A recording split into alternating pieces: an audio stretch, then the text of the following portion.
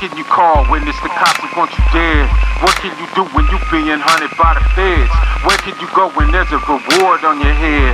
What can you say when there's nothing left to be said and it's kill or be killed? You guilty to proving innocent, rights being violated. 3 strikes and you out, your whole race being annihilated. It's war and it's real, to keep your artillery filled. Your fate already been sealed. It's do or die, kill or be killed. Cause you guilty to proving innocent, rights being violated. 3 strikes and you out, your whole race being annihilated by life and death decisions made in the chambers of the judge. For the whole court in the streets, all the bangers and the thugs. This is a true story, although I had to change the names of the guilty and the innocent, cause the details is too gory. You never see a news story, no reporter covers the topic. And if they tried to edit it, probably decided to stop it and let the boss handle it. They proceeded to sweep it beneath the rug like the Rampart division in Los Angeles. But everything done in the dark comes today. Even stories about gangsters, cops, and gunplay. One day in the capital of California at 4 in the morning, the cops knocked on the door of the warrant led by Lieutenant Cooper, who we called to brutalize. His dad was captain, so we had more juice, and his supervisor. Did it happen? They kicked down the door and yelled, "Lil man, you under arrest for possession of sales." The nigga Lil man was locally known for selling coca leaves, dry crushed, and blown in bolsa keys from overseas. And even though police knew he was the man regardless, but he was constantly the target of allegations and charges. He started with Lieutenant Cooper, who was a sergeant at the time. Pulled Lil man over, searched his car and found a 9. Any felony conviction would give him his 3rd strike. For a gun, he would have to serve life. Damn. It shocked Lil man when Cooper started to talk. He said, "If you willing to pay, I'm willing to let you walk." Playing stupid, Lil man asked Cooper, "What do you mean?" And he said, "I know your team been hustling, getting cream, cause I haven't intervened. Doesn't mean I haven't seen what you do from A to Z and everything in between. But if you willing to pay the fee, I gives a fuck about the 9. You can tuck it under the seat, out of sight, out of mind. But if you wanna do the time, just let me know. It's fine, keep in mind, this is technically the scene of a crime." Now Lil man was inclined to agree, paying the fee was better than going to court and being in prison forever. So he said, "It works for me if it works for you." Cooper replied, "Question is, what's it worth to you? I observed your crew is true, one of your workers is a rat. That's how we caught your girl Bonnie with them birds in her lap. You lucky she didn't crack." The detective kept trying till she asked for a lawyer, selected to remain silent. Lil man said, "I need you to tell me who the snitch is so I can have full confidence in your intentions." Cooper said, "I'll let you know it's an act of faith, but for any further info, you gon' have to crack the safe." Now the bottom line is Lil man was more than willing to pay $35,000 a week, which is $5,000 a day. As he got inside his car, started in and drove away. In his mind, he could hear his dead brother say, "Who can you call when it's the cops who want you dead? What can you do when you being hunted by the feds?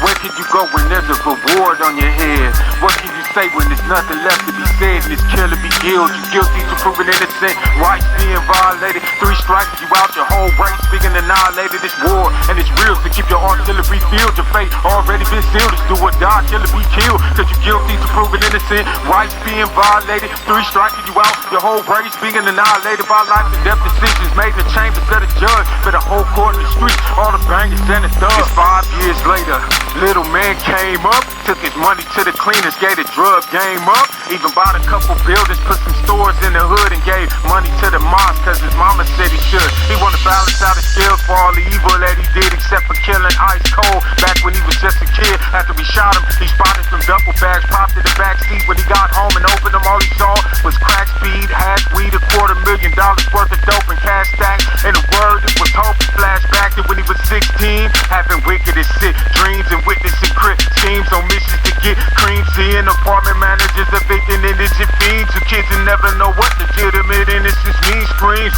elicited by 16s, living it live and explicit. And his Christians an image on split screens, vivid memories livid. He could close his eyes and visualize a minute when he realized his brother was dead. He couldn't get it out his head, just couldn't understand. And in homage to the killer, took the name Little Man. He made a girl named Bonnie down and ride for that nigga, but they caught her transporting. Now she got a child chiller. Lil man put his thriller in the movie, and the blues started producing and polluting to the music business too. Lieutenant Cooper wasn't pleased with Lil man stopped slanging, but it was all to the good until he stopped making them payments. Then and he started making statements like, if it wasn't for me, you'd be just another nigga in the penitentiary.